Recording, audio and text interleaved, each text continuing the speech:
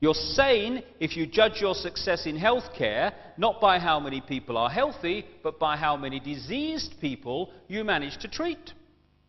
We're treating more patients than ever before. Why? Why are so many people ill?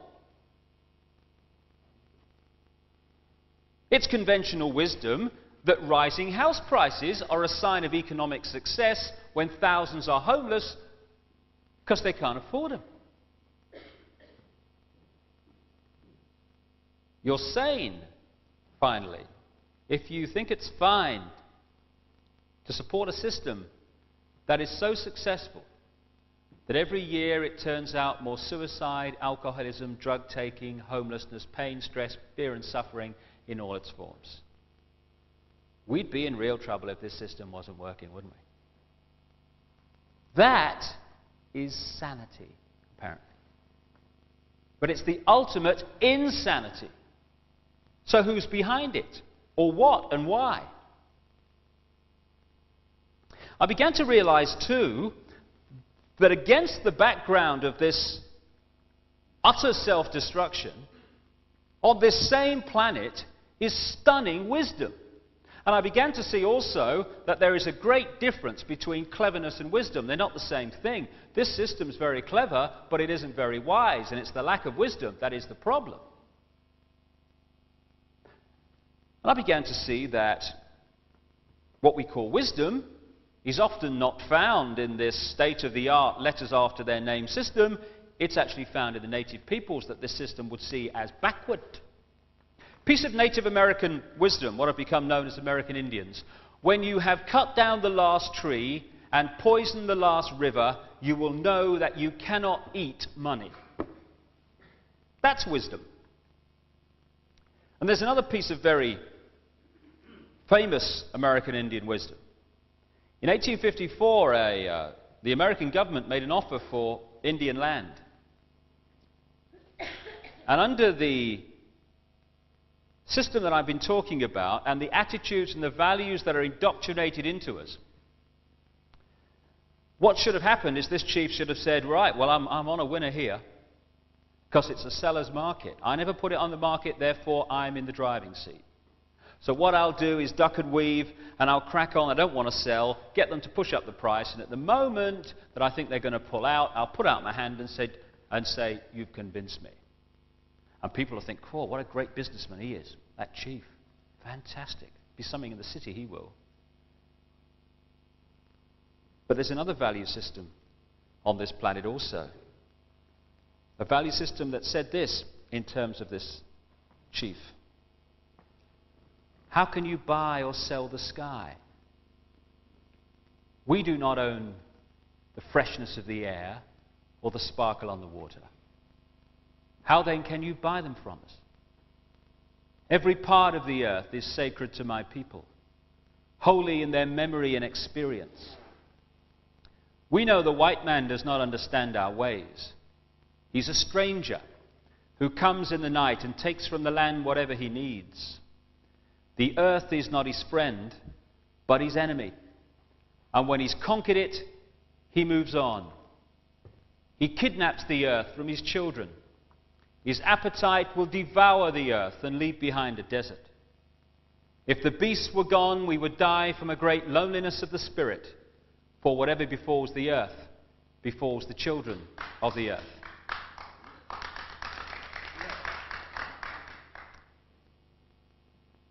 It's sobering to think that those words were spoken in 1854, when you look what has happened since. So I began to think about all this, and I also remembered that 2 or 3 times in my life, different people have said to me, you know, behind all this economics and politics stuff, a very few people actually control the world. And it kind of takes you aback when you first hear it, because you think there's 6 billion people in this world. How can that be? But I started to look into what was behind this madness. And like so many things in my life over the last 4 years, a certain sequence unfolded. Once I had come to the conclusion that there was something in this, that thought pattern, if you like. Suddenly, from all angles, this information about what the hell's going on is hitting me all over the place. I spoke in Hull, and a guy came out of the audience at the end with, I'll never forget it, 3 blue plastic bags full of papers. And he said, I think you ought to read this. Thank you very much. I got it home and I read it, and it was unpublished material. It was photocopied parts of books and what have you. And I began to understand the nature of the conspiracy that's been going on. And since that point, so much information has come my way from so many different sources. And I've been staggered to realize just how many people outside the public arena have been investigating this for a long time. And what I found most compelling is that some of them come from my direction, the way I see creation. Some come from Christianity. Some come from nowhere. Some have come into it by saying what's wrong with the economic system and who controls it. Some have come in from science by being involved in science and knowing that there is a lot of scientific knowledge that they know about that isn't being made public. And everyone's kind of converged in this same area of common agreement of what is going on. And that's what I'm going to concentrate on this evening, that area of common agreement.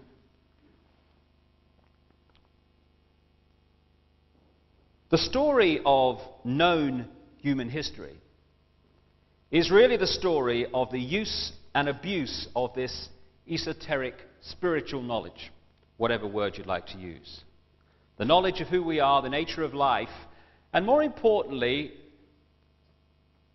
the knowledge of how to program a consciousness, get it to think your way, and how to harness these energies of creation that are all around us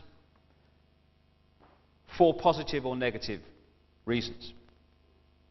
Because knowledge is just that, knowledge. Knowledge is not positive or negative, it's neutral. It's how you use it that's negative or positive. I mean, you can have the knowledge of how to make an atomic bomb, but you don't have to build one and drop it on Japan. So this knowledge was passed on, this advanced knowledge, through the levels of initiation in the ancient mystery schools of Babylon and Egypt and so on. And over a period of time, it entered the secret society network, the global secret society network that's emerged over a long, long period of time.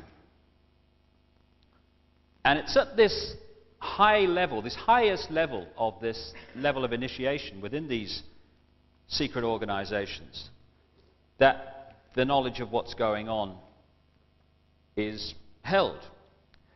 Now, secrecy doesn't have to be sinister, just as esoteric knowledge is not sinister. It's just knowledge.